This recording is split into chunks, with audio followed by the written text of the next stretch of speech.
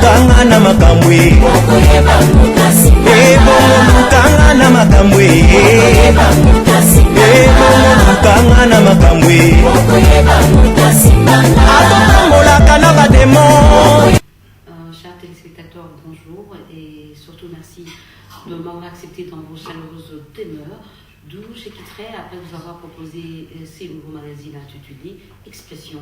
Ces programmes ont été conçus pour permettre à tous nos invités de s'exprimer en toute démocratie sur tout ce qui se passe chez nous, en République démocratique du Congo et pourquoi pas ailleurs dans le monde. Et aujourd'hui, nous allons parler de la violence faite aux femmes sous toutes ses formes, car vous n'êtes pas sans savoir qu'il y a la violence conjugale, la violence corporelle, la violence sexuelle, etc., etc. Et pour ces faire, nous avons fait appel à M. Georges et Mme Brigitte qui sont à mes côtés.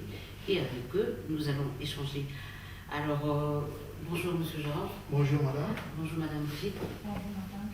En tout cas, je crois que vous allez vous faire le plaisir de vous présenter aux téléspectateurs qui nous sont en ce moment précis pour qu'ils puissent savoir qui vous êtes exactement. Merci pour la parole. Je réponds au nom de Georges Kimumba. Je suis le coordinateur des combattants patriotes ici en Suède. Merci. Et madame? Merci de m'avoir abordé la parole. Je m'appelle Madame Brigitte Chiamba. Oui. Je suis la représentante des femmes dans le groupe Congo Moko de la Suède. Bien voilà, je reviens sur moi-même. Moi c'est Viviane Maïta Kazaj. Beaucoup d'entre vous me connaissent. Et pour ceux qui ne me connaissent pas, bien, je suis une ancienne de la chaîne nationale donc, congolaise ATMC en sigle. Alors, après la présentation, je pense qu'il est temps de passer à l'essentiel. La violence faite aux femmes. Un problème qui fait couler tant d'encre dans le monde en général et en RDC en particulier. Alors, on se pose la question de savoir, en RDC, c'est depuis une décennie que cette histoire existe. Qu'est-ce qu'on doit faire pour arrêter autant de violence? C'est là que je m'adresse à M. Georges. Merci pour la parole, Madame. D'abord, c'est une question que nous déplorons d'abord des problèmes de viol des femmes. Et les femmes sont violées, mutilées et infectées par le VIH-Sida. C'est un phénomène qui dure plus de 15 ans, si je ne me trompe pas. Alors, cette situation, c'est un phénomène qui est venu avec l'entrée de l'AFDEL au Congo, donc lorsque le régime de Mobutu a été chassé. Et nous avons constaté, nous, héros à l'époque, aujourd'hui congolais, nous avons constaté avec l'arrivée de l'AFDEL, les phénomènes de viol des femmes à l'Est a commencé. Et nous nous demandons quelles sont les motivations ailleurs de ces phénomènes-là. Et jusqu'à présent, on n'a jamais apporté une solution. Nous, on se demande pourquoi ça perdure. Qui tire le ficelle dans tout ça? C'est la question qu'on se demande parce qu'au niveau de la diaspora, nous, à notre niveau, nous avons essayé de sensibiliser tous les Congolais ici pour essayer de dénoncer tout ce qui se passe dans notre pays. Parce que nous savons très bien que les vols de femmes n'est pas seulement à l'Est, ça devient aussi. Ces phénomènes ont été exportés à l'Ouest, au Nord et au Sud de notre pays. Tout à fait. Mais c'est vrai qu'on en parle peu parce qu'on ouvre une parenthèse rapidement et on la referme de la même manière qu'elle a été ouverte. C'est-à-dire qu'on tourne la page et on ferme les yeux. Alors, est-ce qu'il y a une main noire derrière? Absolument, il peut y avoir une mer noire parce que si aujourd'hui les gens n'arrivent pas à comprendre que nous voilà, pourquoi ces phénomènes perdurent à l'Est du Congo, c'est parce que nous savons, c'est comme la guerre qui nous est imposée aujourd'hui.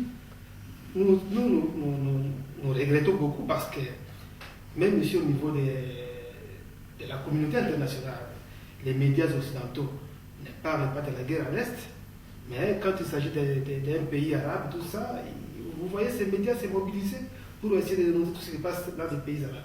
Mais pourquoi pas seulement dans notre pays? C'est là où on se pose des problèmes, on se pose des questions. Pourquoi ce silence radio dans tout ce qui se passe dans notre pays? Ce n'est pas seulement les problèmes des femmes violées. Il y a beaucoup de problèmes au Congo, mais aujourd'hui nous parlons des femmes violées. Voilà, on va y revenir très prochainement, c'est-à-dire qu'on va parler d'autres sujets parce qu'on a dit pas de sujet tabou dans ces magazines. La liberté, en tout cas parce qu'elle a été conçue pour vous permettre de parler en toute liberté. Mais je me retourne vers Madame Brigitte. Alors certainement vous voulez réagir par rapport à ce que vient de dire M. Georges? Oui, madame, ce que je peux réajouter, c'est que nous déplorons aussi, je déplore personnellement en tant que femme, de ce qui se passe au Congo, précisément à l'Est. Et je peux même aller plus loin, que les viols sont devenus un modèle de vie envers la femme. Parce que ça ne se passe pas seulement à l'Est. Cette histoire s'est répandue dans toute l'étendue de la République. Je peux dire c'est un acte que la femme congolaise ne s'est jamais attendue, que c'est cet acte-là lui arrive. Donc c'est un acte qui est arrivé subitement et d'un coup, nous cherchons comment nous en sortir et comment se défendre contre ces violences atroces que nous pouvons en dire. C'est déplorable, donc on n'est pas du tout content de cela. Nous avons exprimé nos mécontentements sur les rues en entrant en contact avec des organisations internationales où les femmes se mettent debout pour protéger sa loi. Nous n'avons pas encore trouvé gain de cause. Oui, une voie qui peut garantir les violences ou bien supprimer ou bien dire non et donc une loi qui peut nous supporter. Et à cela, je peux même dire que cette question elle est revenue maintenant à nous-mêmes, femmes congolaises. Nous devons maintenant être capables de pouvoir nous concerter. Donc, je lance directement un appel à toutes les femmes. Ok. Là, c'est comme si vous allez vers la fin de l'émission alors que nous sommes au début. Non, j'en profite pour ne pas oublier parce que c'est nécessaire. Ok, d'accord, allez-y, je vous en prie. Toutes les femmes, donc c'est un message que je lance à toutes les femmes congolaises de partout parce que nous voyons que toutes les femmes violées au Congo sont en train de crier, ils cherchent un secours. Donc, tout d'abord, le secours doit être apporté par nous-mêmes, femmes congolaises. Mais si nous regardons la réalité qui se passe sur le terrain, la femme congolaise, elle est en train de parler de son prochain. Elle dit, c'est comme une histoire qui a été racontée, et pourtant c'est une réalité vivante qui existe dans le pays. Donc là, je demanderai à toute femme congolaise de prendre conscience que c'est elle qui est le premier secours de son prochain qui est en train de crier pour le secours, dans le cas où la femme se retrouve actuelle. Vous n'avez pas tort, dans la mesure où une ministre qui va représenter les pays pour parler de la cause de la femme préfère aller faire ses shopping plutôt que rester là où les autres sont en train de se concentrer pour parler de causes nobles de leur pays. C'est quand même aberrant. Alors, je me retourne encore une fois vers vous, Monsieur Jean. Bien, on dit que personne n'est au-dessus de la loi. Il n'y a pas de justice à double vitesse non plus. Mais pourquoi l'impunité de tous ces hommes en uniforme qui commettent ces actes de barbarie? Là, je reviens encore sur ce que j'ai parlé dans mon introduction. Vous savez très bien que nous devons s'attaquer aux racines de tous ces phénomènes-là qui se passent dans notre pays. Vous venez de parler des hommes en uniforme. Bien sûr, tout le monde constate qu'au Congo, il n'y a pas la loi. Le Congo, c'est un pays de non-droit. C'est-à-dire c'est un pays où règne donc l'injustice. On ne partage pas la justice au Congo. Nous déplorons qu'aujourd'hui, ceux qui commettent des cas de viol, ils sont bien connus. Ils sont bien connus et bien identifiés, mais ils n'ont jamais été punis. Pourquoi ça? Est-ce qu'ils bénéficient de la complicité des gens qui dirigent le Congo? Pas d'intervention. Moi, je pense que même un petit enfant peut comprendre que nous, voilà, ceux qui sont aujourd'hui au pouvoir, ceux qui s'approchent au pouvoir par défi, ce sont ces gens-là qui alimentent tout ce qui se passe dans notre pays, les cas de viol, les pillages, etc. Alors, comment se fait-il que vous allez demander à quelqu'un qui est impliqué de se faire punir lui-même? Je ne pense pas. Alors, je pense qu'il y a cette connivence des gens qui dirigent le Congo avec des gens qui nous agressent, des gens qui violent nos mamans, nos filles et nos sœurs. Donc c'est pourquoi on ne voit pas qu'il y ait vraiment cette décision de commencer à punir nos responsables de ces crimes, de ces drames. Nous, on assiste seulement aux déclarations du gouvernement, mais concrètement, il ne faut absolument rien. Donc notre situation, c'est une situation, madame, d'humiliation. Nous sommes humiliés d'abord dans tous les plans, parce qu'un pays qui se dit démocratique, doit quand même essayer de répondre à certaines exigences. Et moi, je pense qu'aujourd'hui, personne ne peut me contredire. Tout ce qui se passe au pays, ça veut dire que non, nous sommes dans la jungle. Nous sommes dans la jungle, il y a l'imposteur qui est là, qui est avec ses acolytes, qui en profite et qui font de n'importe quoi. Et ils sont là, impunis et leur mafia continue. Voilà. Mais si tout reste hypothétique, parce qu'il y a toujours les si, mais on ne sait pas qui est derrière, tout est hypothétique, ben, on ne saura jamais qui fait quoi, qui est qui dans tout ça. Moi, je vais parler sans embâche, madame. Là, je ne tergiverse même pas. Moi, je pense que celui qui est derrière tout ce qui se passe, c'est le régime de Kabila. Oui. Parce que je vous ai dit dans mon introduction que voilà, on n'a jamais connu ce phénomène pendant la période où le régime de Mobutu. Bien sûr, Mobutu était un dictateur, mais les phénomènes de viol des femmes, nous, on n'a jamais connu ça. Ce phénomène est venu avec l'arrivée de ces conglomérats d'aventuriers de l'AFDEL. Et nous avons commencé à comprendre que nous voilà, nous sommes devant une situation très grave où l'ennemi est en train de détruire donc, la femme congolaise.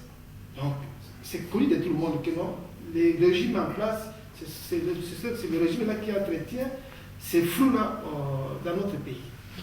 Ce n'est pas un secret des policiers. En tout cas, il y a un flou. Pas un flou artistique, mais un flou réel, hein, dans la vie de tous les jours en RDC. Mais il paraîtrait qu'il y avait... Non, pas il paraîtrait que c'est comme ça.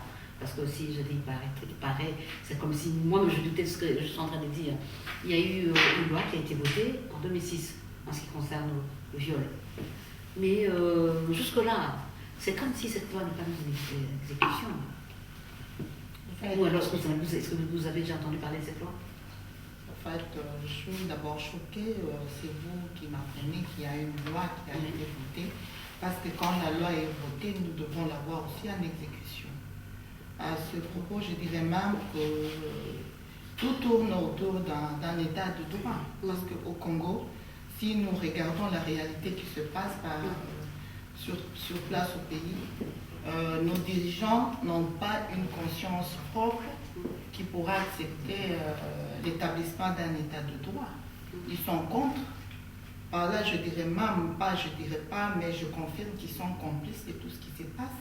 Et si vous parlerez d'une loi de protection pour la femme au Congo, on devait d'abord voir l'exécution de cette loi dans l'avis de nos autorités, dans leurs décisions, dans leurs actes. Mais c'est quelque chose qui n'a jamais existé. Par contre, nous pouvons dire que les gouvernants actuels sont en train de sacrifier la femme pour leurs propres intérêts. Donc la femme est victime. La loi, si vous parlez d'une loi, moi je dirais c'est une loi mascarade. C'est une loi qui est dite superficiellement, mais en exécution, elle n'existe pas et elle ne pourra jamais exister plutôt, parce que les intérêts du monde entier, nous pouvons dire, si nous regardons la voix de la femme congolaise en train de crier au secours sur la rue, le monde entier essaie de fermer les yeux. Et si nous devons comparer par rapport aux autres pays, par exemple dans le pays dans lequel je vis, nous voyons que l'exécution de cette loi, elle est vraiment réelle et c'est une réalité. Vous vivez dans quel pays? J'habite la Suède. C'est comme si vous étiez dans une autre planète. C'est par là où je vois qu'il y a de l'injustice. L'injustice, il n'y a pas de différence. Comment moi, je suis congolaise, je quittais mon pays, je vis dans un autre pays où la loi est en exécution. Je suis sécurisée par cette loi, je la reconnais et je marche avec certitude que cette loi me défend partout là où j'irai. Voilà, j'ai une capacité en tant que femme, elle garde mon intégrité. Mais quand je regarde sur place dans mon pays, je vois que c'est l'opposé. Voilà, si tout le monde pouvait marcher avec beaucoup d'assurance, ça serait une très bonne chose d'être très confiant, d'avoir confiance en soi-même. C'est vrai qu'il y a trop de cosmétiques, il y a trop de maquillage, c'est trop cosmétique. Mais est-ce que vous pensez qu'un jour on va trouver une solution pour arrêter cette hémorragie? Parce que chaque jour, en République démocratique du Congo, il y a des milices informelles qui poussent comme des champignons. Si c'est pas à Kisangani, bah, c'est à l'est. Si c'est pas à l'est, c'est au Katanga. C'est pas au Katanga, c'est au Kasaï. Et puis, il y a encore un autre point, parce que là, on n'en parle vraiment pas. Il y a eu des déplacés de Ignélé, je crois, c'est à l'Équateur. Et c'est des femmes et des enfants qui sont de l'autre côté, je crois, à Mfondo, si je ne me trompe pas, au Congo-Brazzaville. Mais personne n'en parle. Et je ne sais pas si vous avez déjà entendu parler de ça. Si, donc je peux répondre à votre question. Bien sûr. Donc le problème qui est là, madame, c'est un problème que nous déplorons tous. Oui. Vous savez, Kabila est au pouvoir, ça fait presque 12 ans, si je ne m'abuse pas, si ma mémoire ne trahit pas. Incapable de sécuriser le pays. C'est-à-dire, prenons le phénomène des violences faites aux femmes congolaises. Ce phénomène a commencé, je viens encore de dire que donc, ça a commencé avec l'entrée de l'AFDEL au Congo. Et ça, je le répète plusieurs fois. Mais au moment où nous avons un régime qui est incapable de sécuriser ses citoyens, mais comment est-ce que nous pouvons dire comment mettre fin à ces régimes? D'abord, la solution ou la panacée à ces problèmes, c'est le départ de ce régime d'abord. Ça, c'est le premier point. Et vous parlez de la prolifération des groupes armés à l'Est. Mais nous savons tous qui sont à la base de la création de ces groupes armés. C'est le régime de Kinshasa qui est à la base de la création des groupes armés à l'Est. C'est connu de tout le monde. Parce que vous savez très bien que le régime de Kinshasa est en connivence avec le régime du Rwanda et de l'Ouganda. Et pour créer la confusion dans les deux Kivu là-bas, ils créent eux-mêmes leurs propres milices. Parce que les milices sont créées par le gouvernement de Kinshasa, financées, nourries par le même gouvernement de Kinshasa. Nous avons des témoignages. Mais si vous nous parlez de la solution est simple. Si le peuple congolais parvient à faire partir Kabila par la force, parce que vous savez que Kabila est là par la force, il défie le peuple congolais. Et quelqu'un qui est venu avec les armes, vous connaissez vous-même, vous avez l'expérience dans tous les pays africains. Un rebelle qui vient avec les armes, il ne peut jamais quitter les pouvoirs dans un processus démocratique. Il faut prendre les mêmes armes pour combattre ces messieurs. Et moi je pense que la seule solution pour mettre fin, pour éradiquer tous ces phénomènes-là, c'est le départ de ces régimes-là qui est à Kinshasa, à mon avis. Voilà, en fin de compte, nous ne savons pas qui fait quoi, qui est qui dans toute cette histoire, le vrai tour de Babel. Mais entre-temps, est-ce que vraiment les viols est une raison ou est-ce qu'elle peut être utilisée comme arme de guerre? À cette question, je dirais non. Parce que la femme, c'est un être humain, d'abord. Elle a eu une mission sur Terre aussi. La femme, quand nous la voyons, quand je parle de la femme congolaise aujourd'hui, c'est un sujet d'humiliation. C'est comme si il y a un certain nombre de personnes qui décident d'exterminer la femme congolaise, la race de la femme congolaise sur la terre. Parce que c'est une race où peut-être l'ennemi ou les agresseurs ont vu que c'est une race qui pourra quand même produire beaucoup dans la société et plus précisément dans son pays. Et ils se sont dit, voilà, nous commencerons d'abord par attaquer la femme. Donc, je peux même dire que la femme aujourd'hui congolaise, quand je me présente quelque part, je marche avec une humiliation. Je ne suis pas violée, mais je le suis par alliance à cause de mes soeurs. Quand je suis quelque part, je n'ai plus l'envie ou bien la fierté de dire que je suis une femme congolaise. Avec tout ce qui se passe dans la vie de la femme au Congo, c'est un sujet de panique, d'humiliation, on ne sait pas comment dormir et quoi faire en tant que femme congolaise. Donc, d'après vous, c'est d'abord fragiliser la femme et commencer petit à petit à attaquer l'homme, la société tout entière, c'est ça? Oui, pour mieux détruire la société, il faut s'attaquer à la femme. Parce qu'aucun homme aujourd'hui dans la société, comme nous le savons, aucun homme n'accepte de toucher à sa femme. Et comme on dit, derrière chaque homme, il y a la femme. Exactement. Mais entre-temps... Moi, je peux ajouter... Mais bien sûr, réagissez.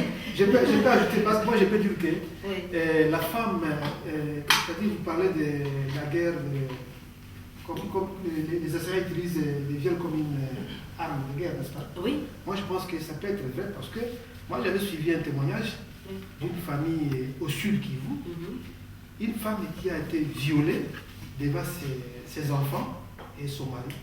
cette femme-là, elle avait 4 enfants. Et les assaillants sont entrés dans la maison, et ils ont toqué, ils ont entré, ils ont ligoté son mari, et ils ont commencé à les violer devant ses enfants. Il y avait un enfant, une fille de 16 ans qui s'est levée et qui voulait attaquer donc, les agresseurs. Immédiatement, on a tiré à bout portant.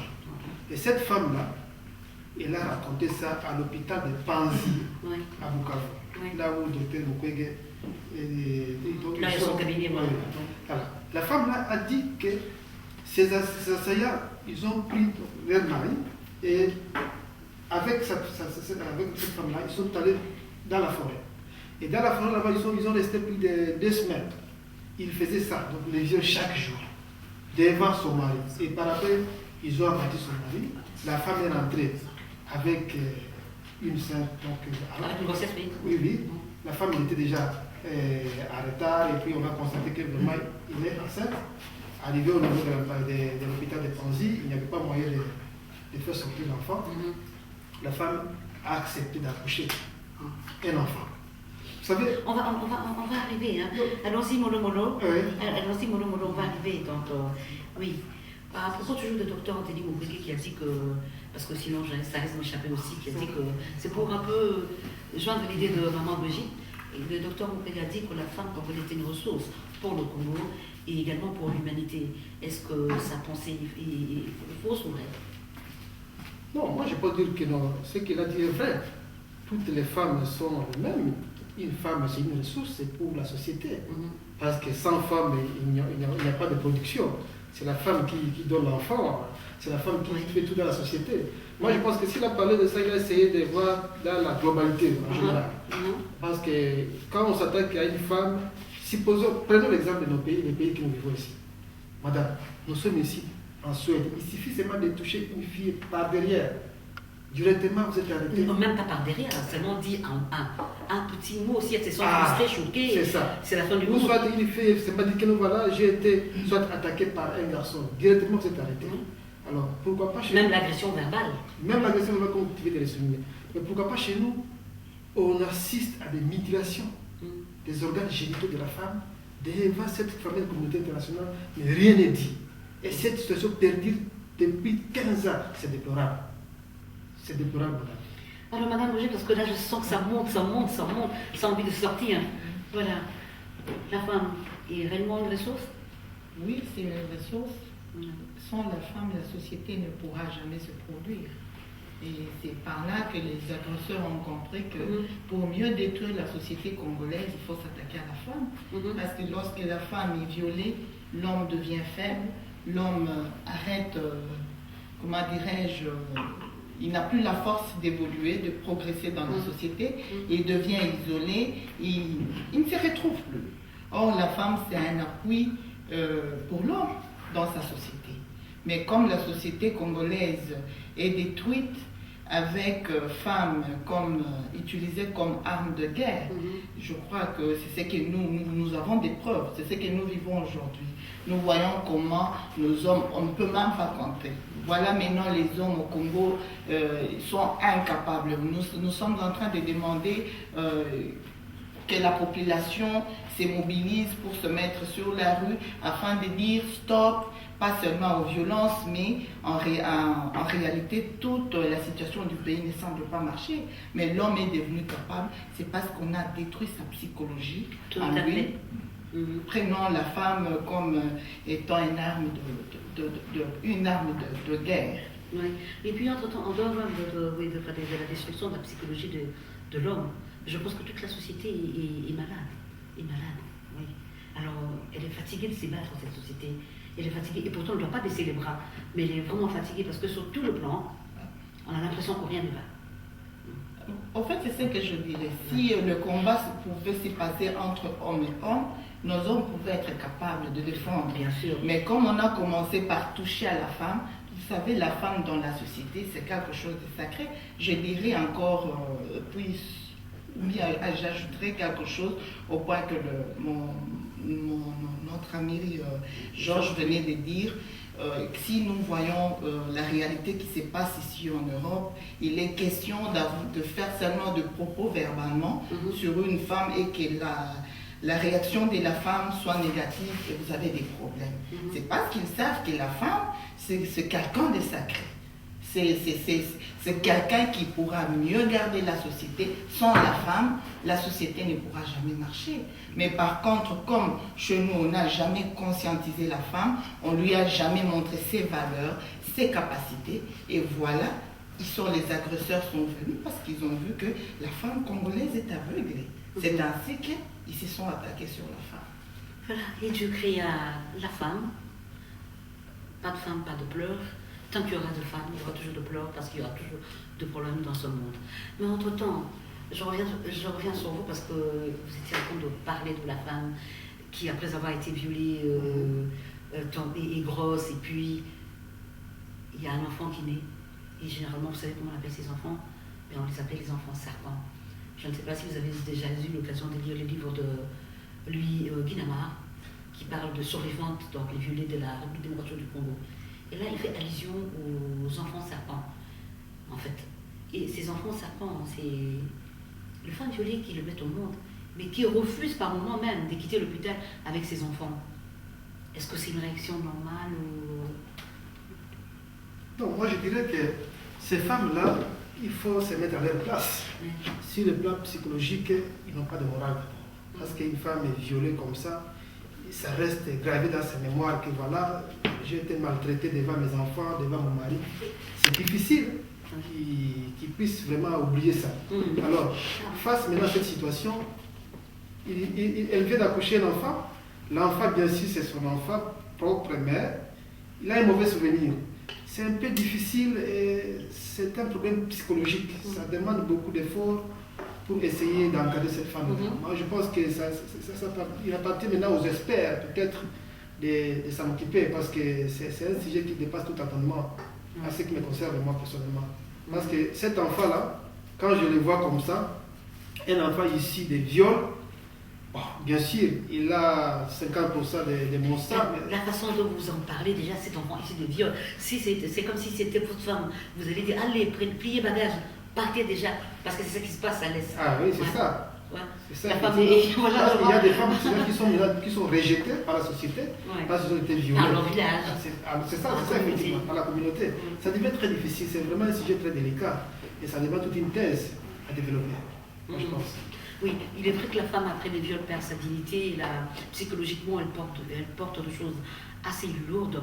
Mais entre-temps, et ces enfants serpents aussi sont violés à leur tour, si c'est des filles. C'est peut-être une des raisons, parce que le docteur Denis Mukwege, s'il faut revenir sur lui, il a dit, parce que c'est lui qui connaît mieux le cas de ces cœurs brisés, il a dit, généralement, ces femmes, quand elles arrivent, elles ont un réel problème, parce que c'est vrai, n'importe quelle femme ne pourra pas supporter ça. Vivre sous l'angoisse, pression, dépression, choc et tout. Et après, elle refuse de ramener l'enfant à la maison.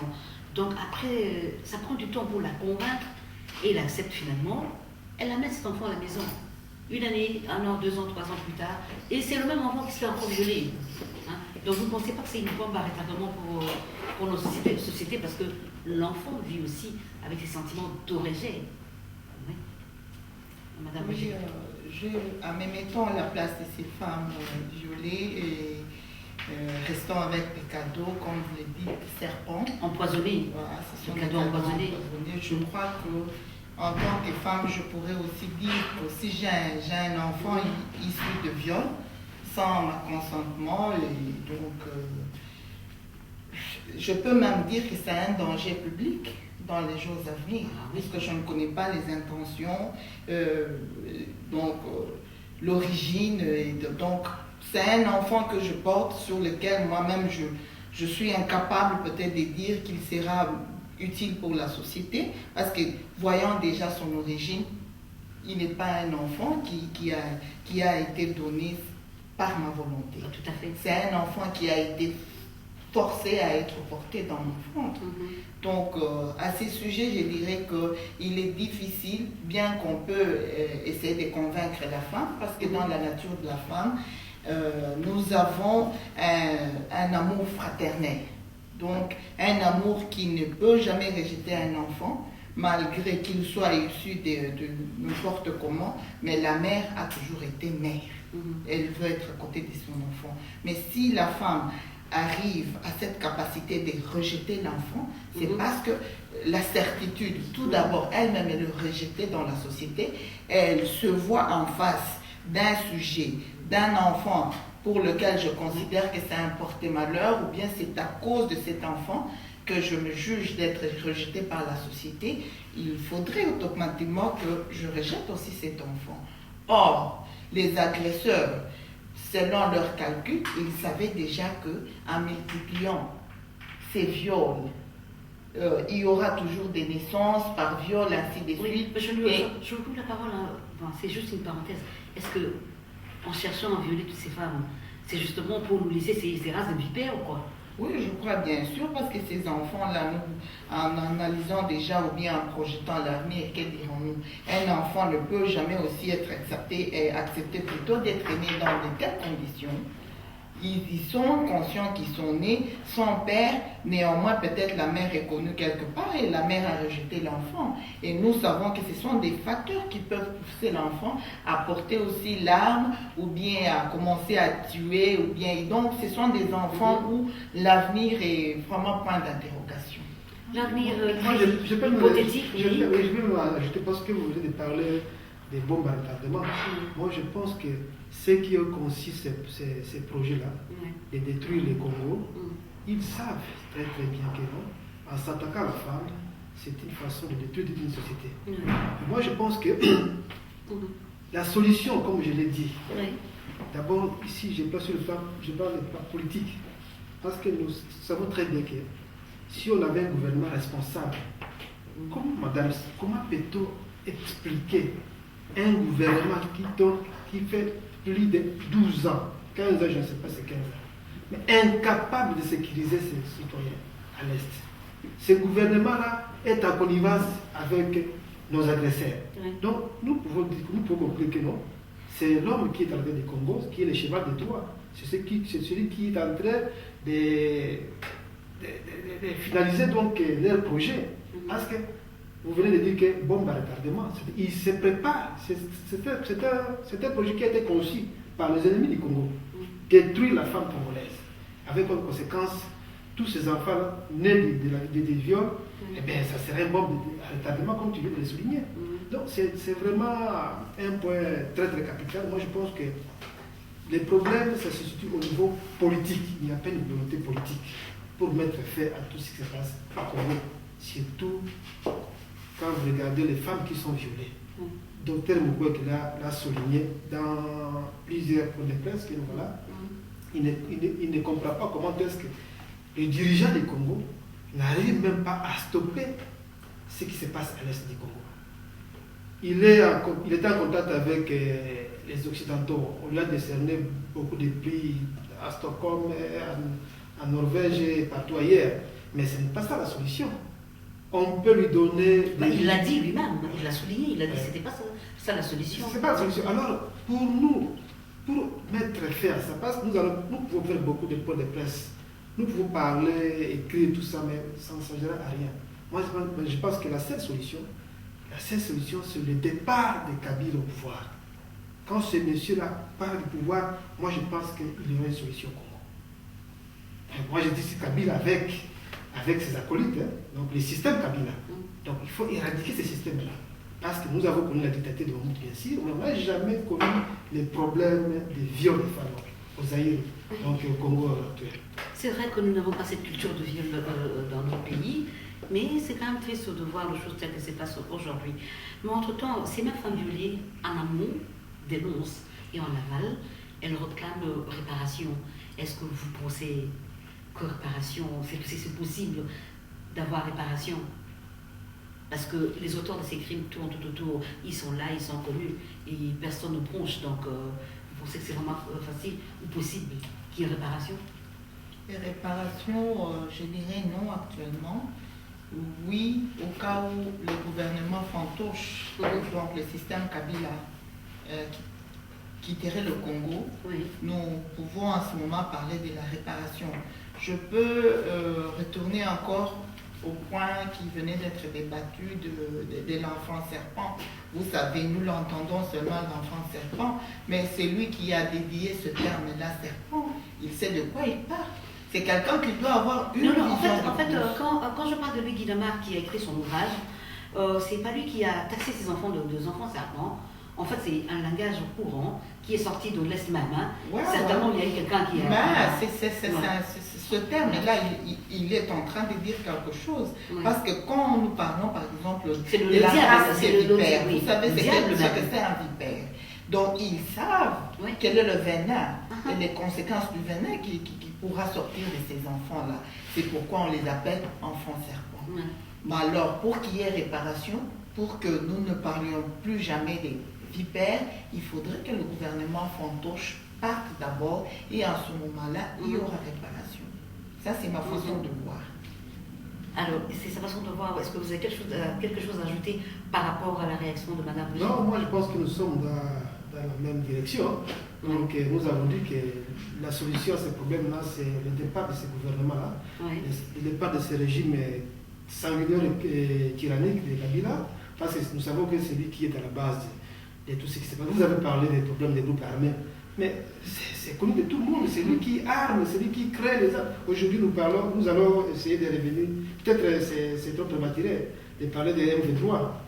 Oui, allons-y, mollo. C'est ça. Comme je l'ai dit au début. Parce qu'aujourd'hui, on parle de la femme. Je ne vous informe pas, mais je sais très bien que non. C'est le gouvernement de Kabila qui paye les loyers, pas les loyers, donc qui paye l'hôtel et à manger au groupe armé M23 dans ce soi-disant négociation de Kampala. Est-ce que vous pouvez vous rendre compte? Comment expliquer ça, madame? Oui, on va y revenir. Hein. C'est pas qu'on a peur de dire quoi que ce soit, parce qu'il faudrait quand même qu'il y ait un éclairage un jour, qu'on sache finalement qui fait quoi, qui est qui, dans tout ça. Aujourd'hui, nous avons choisi de parler de la violence faite aux femmes, hein, d'une manière générale, mais on met un accent fort sur les violences sexuelles, sur la violence sexuelle plutôt. Mais entre-temps, je pense qu'on est d'accord parce que nous sommes tous sur le same level. Alors, on va souffler un peu, hein. On va un peu se détendre parce qu'on a trop parlé. Trêve de bavardage. On souffle avec une belle chanson de Jean Goubal. Pourquoi avoir choisi Jean Goubal? Parce que c'est quelqu'un qui dénonce aussi à sa façon, qui a lutté aussi à sa façon. Dans cette chanson, Ibinga Bomwana, parce que là encore il parle des enfants soldats. Et ces enfants soldats ne sont que ces enfants serpents aussi.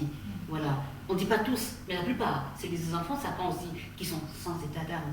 Mais après avoir engagé tous ces enfants dans toute cette bête rébellion, rien n'a changé, au contraire. Hein, au contraire. Alors, c'est comme on dit, il n'y a pas d'adulte à miniature.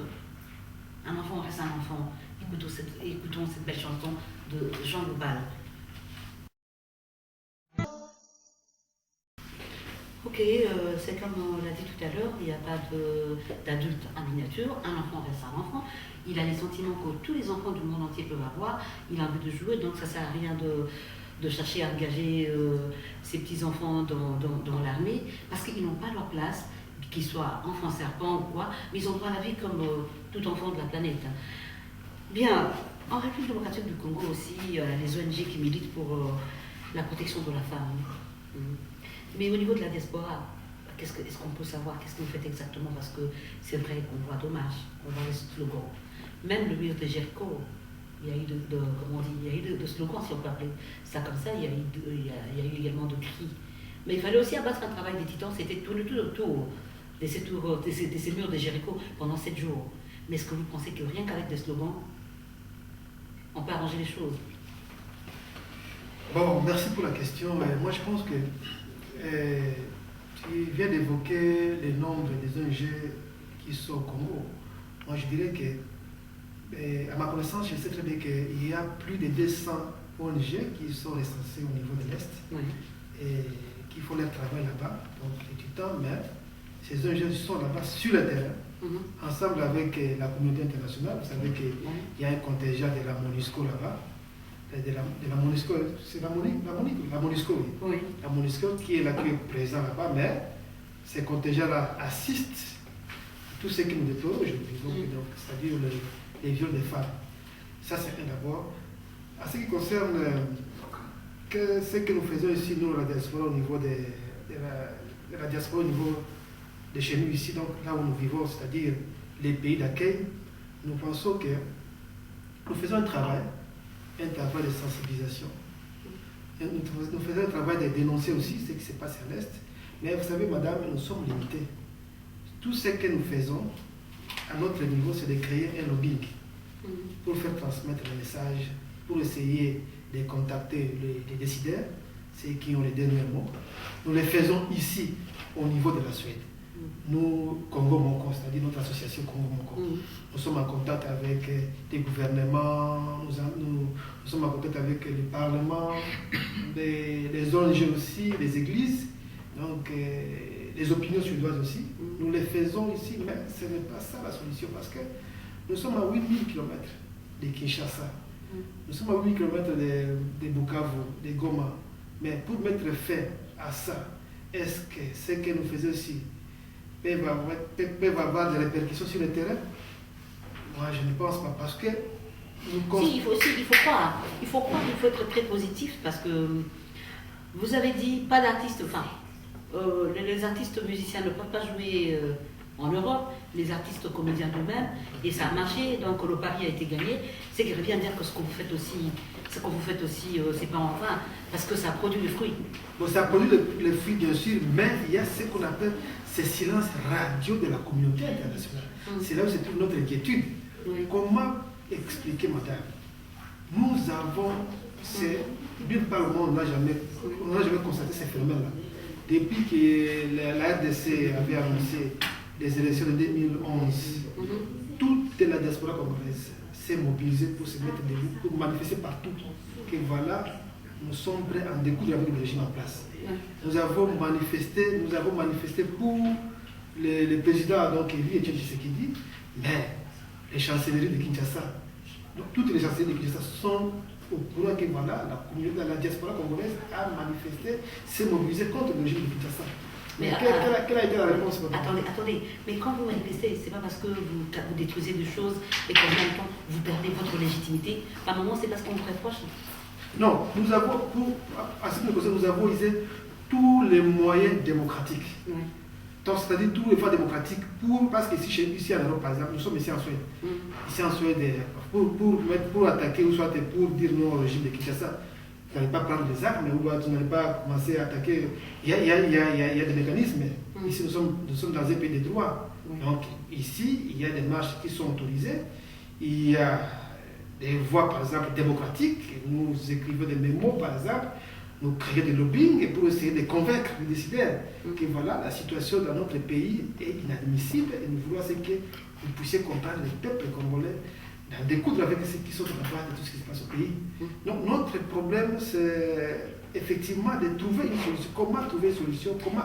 Mais à bien voir le chose, au niveau de la Suède, mais on a l'impression qu'il n'y a que deux problèmes au niveau de l'Est. Apparemment, à Kinshasa, il n'y a pas de problème. D'après ce qu'ils disent, à Kinshasa, il n'y a pas de problème. À l'Équateur, il n'y a pas de problème. Au Katanga, il n'y a pas de problème. Au Kassai, il n'y a pas de problème. Dans le Bandundu, et ainsi de suite, dans le Bas-Congo. Mais alors que c'est toute la République démocratique du Congo qui est malade. C'est ça, effectivement. Je reviens parce que vous avez essayé de poser cette question pendant la première partie sur la décision, je ne sais pas, qui a été évoquée en 2006. Oui, il y a une loi qui a été votée en 2006. Oui. J'avais suivi l'imposteur en 2006. Il était à Bukavu, il s'adressait à la population.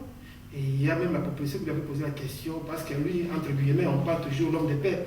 Mais en réalité, c'est l'homme de guerre. Donc c'est lui le seigneur de guerre, donc Kabila. C'est-à-dire, la population lui avait posé la question que voilà, vous avez promis la paix, mais il n'y a pas la paix. Mais qu'est-ce qu'il avait dit? Non, il va ramener la paix, il n'y aura plus de guerre, il n'y aura plus de viol. Mais après 2006, qu'est-ce qui s'est passé? Donc la situation s'est aggravée. Et les seigneurs de guerre, ils sont connus. Et ils collaborent avec les mêmes imposteurs. Donc, bref, c'est pour vous dire que nous, à notre niveau ici, ce que nous pouvons faire, nous de la diaspora, c'est de créer des lobbying, c'est de mobiliser les décideurs, donc les pays d'accueil ici. Donc la Suède fait partie de la communauté internationale, la Suède fait partie de l'Union européenne, mais nous savons qu'on ne peut pas pointer du doigt parce que nous sommes en politique. En politique, il faut être prudent, mais nous savons très bien que la Suède est toujours est toujours à la remorque des pays, par exemple, comme les États-Unis. Nous savons ça, nous Congolais. Et la Suède, parce que toujours au niveau de l'Union européenne, il y a toute une politique qui est tracée là-bas, que la Suède ne peut pas faire, ne peut pas dire non. Mais nous sommes avec les responsables politiques suédois et nous leur demandons, nous les expliquons donc, tout ce qui se passe au Congo. Et ils disent que non, ils essaient au moins aussi d'apporter notre voix et expliquer aussi comment peut-on arriver à arrêter ces phénomènes-là des viols de femmes au Congo. Voilà, Madame Brigitte, parce que le temps qui nous a été imparti va bientôt toucher à sa fin. Donc, je veux aussi avoir votre réaction par rapport à ces ONG qui militent, alors qu'à votre niveau ici, au niveau de la femme, parce que là, c'est la langue qui vient de répondre. Et qu'est-ce qu'elles font les femmes?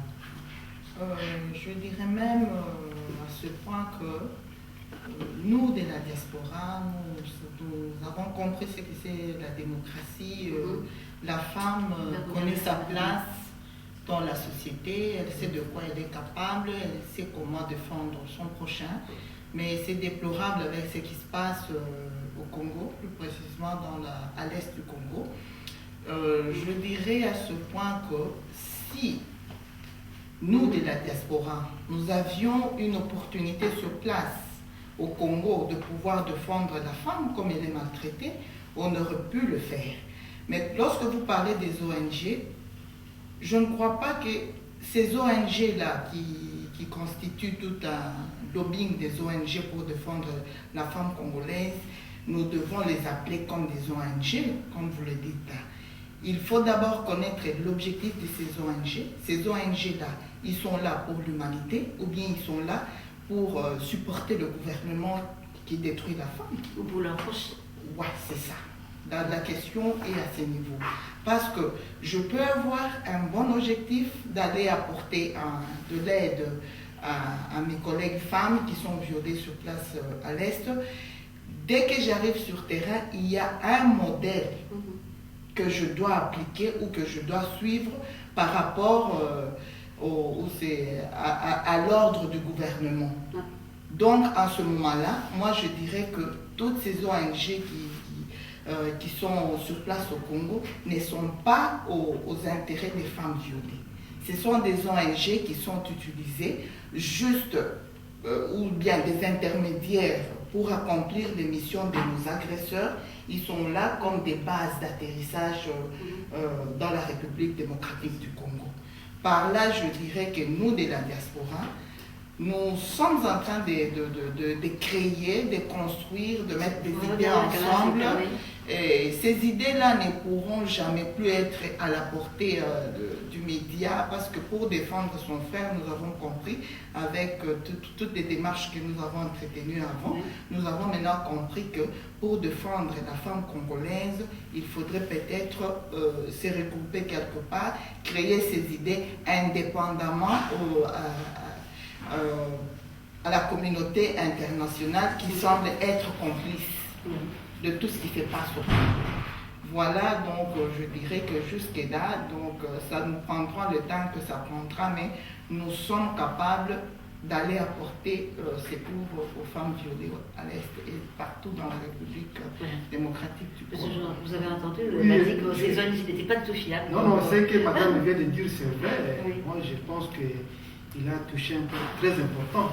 Parce que pour ne pas dire qu'il a essayé de mettre des bois, moi je connais certaines ONG, comme il vient de dire, qui ont été créées par le gouvernement en place, en tant que sur intermédiaire des gens qui supportent le gouvernement. Ils sont ici avec nous. Je n'ai pas la pour citer les noms même. Ce sont des gens là qui sont soit à la solde du gouvernement. Je connais qu'il y a des gens qui sont ici, ils ont des ONG, entre guillemets, des ONG, mais quand ils voyagent, donc les frais de billets payés par le gouvernement, ça nous le savons très bien. Et qu'est-ce que nous pouvons attendre à ces ONG-là?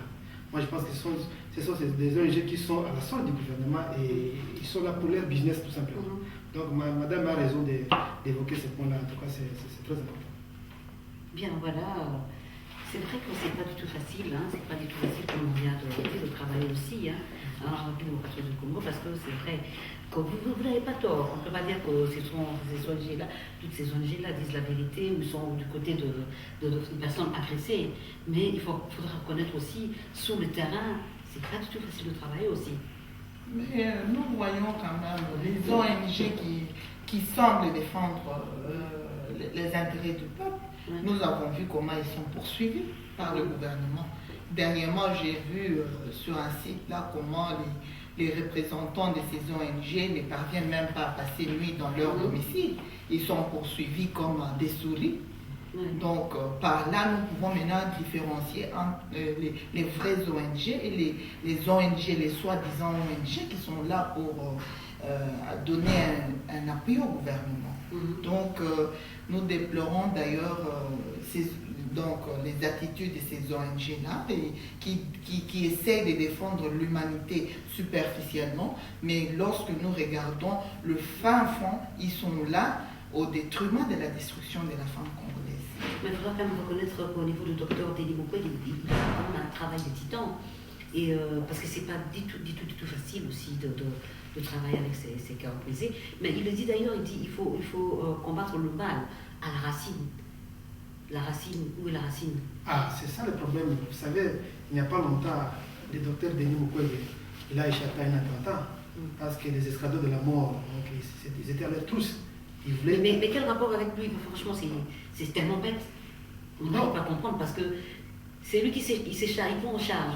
C'est pas facile déjà de gérer ces cas brisés et entre-temps chercher à les tuer. Non, c'est pour vous dire que c'est un élément gênant parce qu'il connaît ce qui se passe sur le terrain. Il sait très bien que c'est le gouvernement en place qui est en train d'entretenir tout ce qui se passe sur le terrain. Alors, pour le gouvernement, c'est un élément encombrant, il faut l'éliminer physiquement. Donc, c'est pour vous dire qu'il connaît. C'est pourquoi vous avez constaté que non, les escadrons de la mort, donc ils voulaient donc en découdre avec le docteur Mukwege, grâce seulement au miracle de Dieu, il a échappé à cet attentat-là.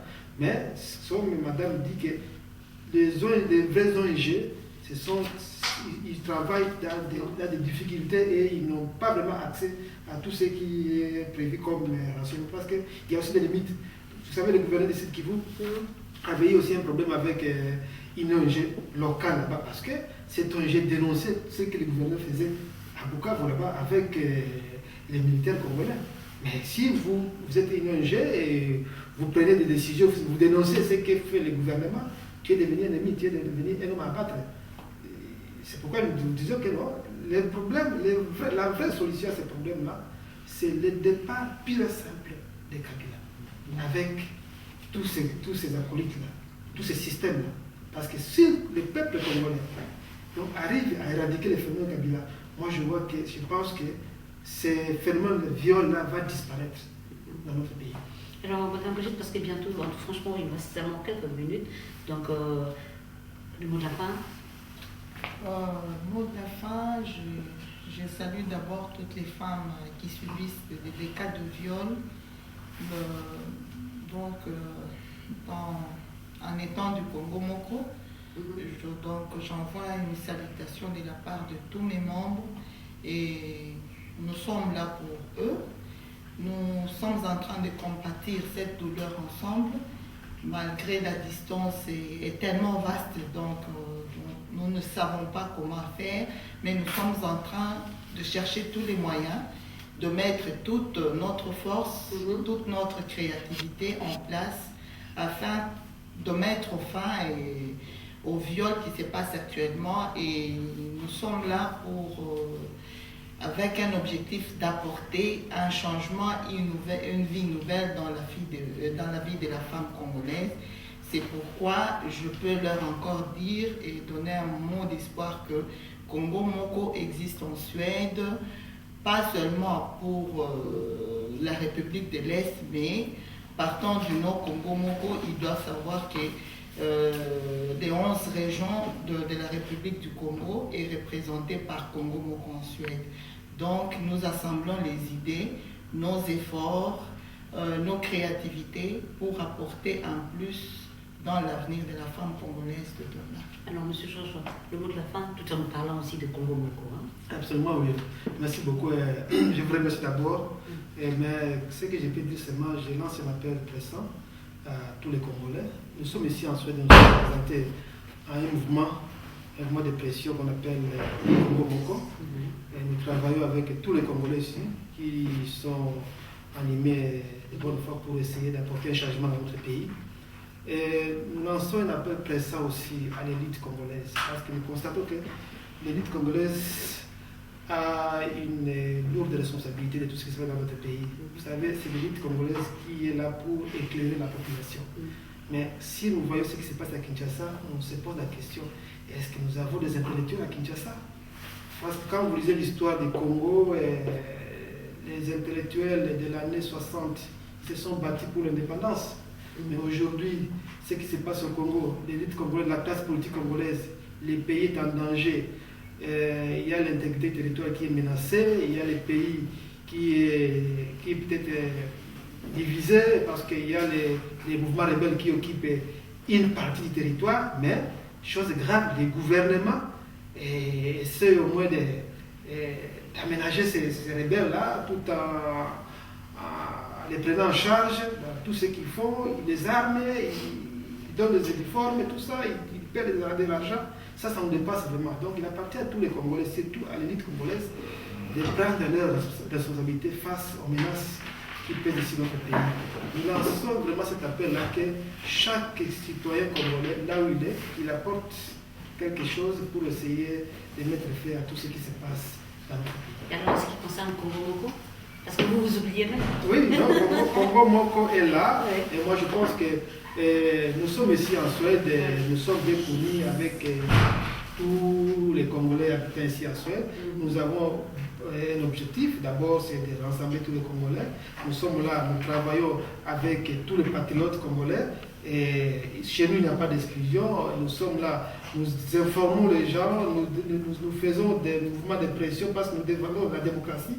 Parce que nous constatons que dans notre pays, il n'y a pas une démocratie. Et nous sommes là pour défendre les valeurs. Donc nous ne sommes pas là pour défendre un individu. Congo Moko est là pour défendre la démocratie, pour défendre l'égalité, la justice. Voilà. Ok, Kisangani des tristes mémoires, Bukavu, capitale sexuelle, de violences sexuelles, Kin la poubelle, où va notre beau et grand Congo. Bien, avant de nous séparer, parce que vraiment le temps qui nous a été imparti va vraiment toucher à sa fin, alors je vous propose cette belle chanson, Bukanga na Makambo, bon, Koye Banana Simbakanga. Donc ça c'est pas moi, j'ai dédié cette chanson à toutes les mamans, Bukaba Maman na Makambo, bon, Koye Banana, Koye Banana Simbakabambo. Et d'ailleurs, Maman Rocher, nous dédions ces magazines Expression à toutes les femmes du monde entier, en général, et la femme congolaise en particulier. Bien, mesdames et messieurs, c'est également la fin de notre émission d'aujourd'hui. Eh bien, si vous voulez nous suivre, du moins que vous voulez encore dire autre chose, je pense que c'est vraiment la fin. Hein. Si vous voulez nous suivre, eh bien, suivez-nous sur la voie de la démocratie congolaise, l'ADC. Et entre-temps, pour ceux qui nous suivent sur le net, c'est les www.lardc.net. Nous émettons à partir de New York et à Stockholm également. Nous sommes présents. Eh bien, nous attendons vos remarques et vos suggestions. De toute façon, nous disons un grand merci à notre cadreur José Kapachika. Merci et à bientôt.